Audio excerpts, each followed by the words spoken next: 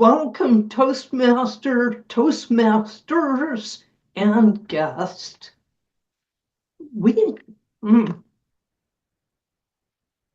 Excuse me, I'm having a cough drop. We have today a quick review of what we talked about last time. Last time, we talked about the essential element of humor, and that was sudden, sharp, abrupt surprise. And I went through 4 rules with you. The first one was put the line at the end of the story. The second was put the key information at the end of the punchline. The third was don't give away any hints or clues to the surprise. And the fourth was weed out extraneous information. Today, I'm going to tell you a longer story with more surprises, and we're going to look at how that was constructed. There'll even be a mathematical formula for those engineers in the audience. It was a dark and stormy night, of course. And my roommate and I were watching a scary movie on TV when we heard the garage door opening by itself.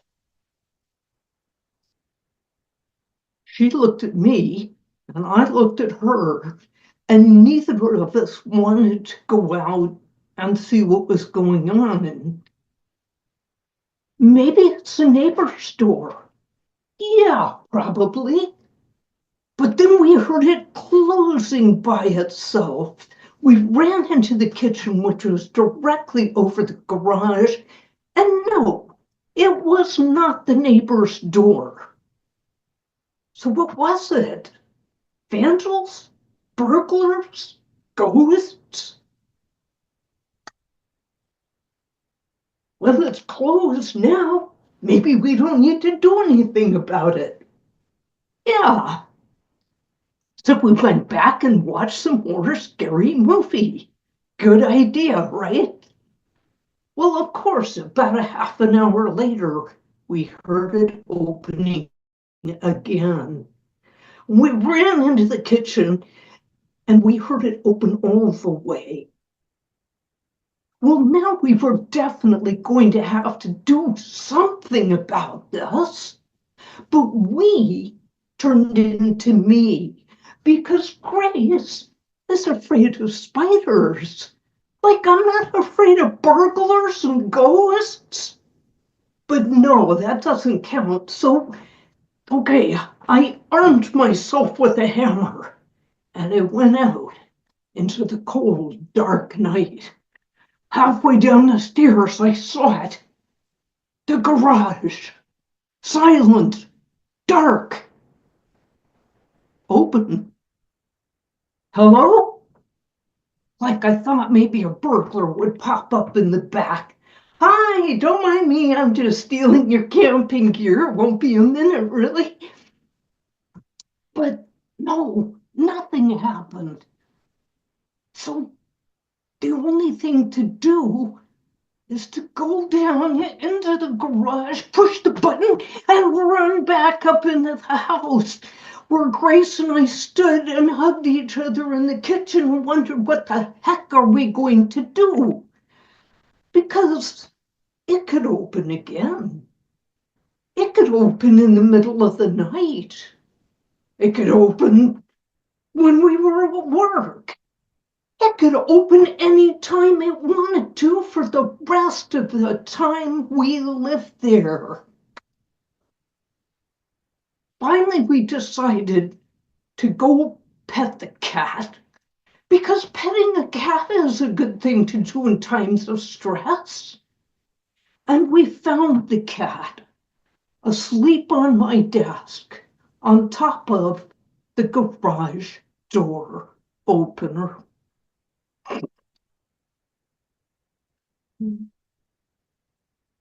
So that is an example of a story that has a series of surprises. And I want to show you a graph. This is a graph of the building tension over time.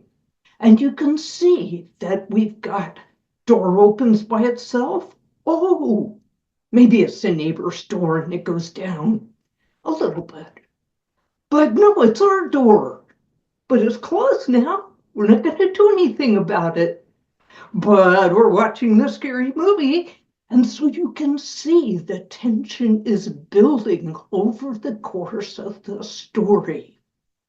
And finally, at the end, we see the cat did it, and all the tension flows out in one fell swoop. So this shows the building tension, and rule number 5 is always arrange the events in your story, whether it's a funny story, a dramatic story, any kind of story. You want them arranged in the order of increasing intensity. If I put the scariest event first in the story, by the time we got to the end of the story, there wouldn't be much release of tension, not a lot of humor. The formula tells us that the most humorous points are where the graph changes direction, where it goes up, well, where it changes from going down to going up, or where it changes from going up to going down. And I want you to remember increasing order. That's rule number 6. Now, what if somebody was starting to tell you a joke and you said, oh, I've already heard that one. What if they went ahead and told it anyway? Would it be funny? No, it would not. And if this ever happens to you, I suggest that you invite your friend to go to my remedial humor workshop. No, we know not to tell a joke when they already know the resolution, because there's no surprise. And likewise, you can't depend on the same gag over and over in a story. In this story, I did depend on the movement of the garage door 3 times. But had I put it in there a 4th time, it would not have added any tension. It would not have been funny. What I had to do instead was to add some other kinds of surprises. Now, we're going to talk about many other techniques of humor in the future, but today I'll just mention the absurdity of expecting a burglar to stand up and introduce himself. Lastly, that's rule number 6. Don't depend on the same gag. Mix it up. Keep your audience off balance and guessing where you're going. Lastly, did you hear any mention of banana peels in that story? I hope you did not. Now, we all know if you hear about a banana peel in a story, that sooner or later somebody is going to step on it, slip, and fall on their butt. But that banana peel has had all of the surprise wrung out of it more than 100 years ago. That is a humor cliche. And you want to avoid humor cliches like the plague. They're not funny. So rule number 7 is avoid humor cliches, or for short, banish banana peels. Now, I hope that as we're going through these lessons, that you're feeling more comfortable about using humor so that you can flourish in your humorous presentations.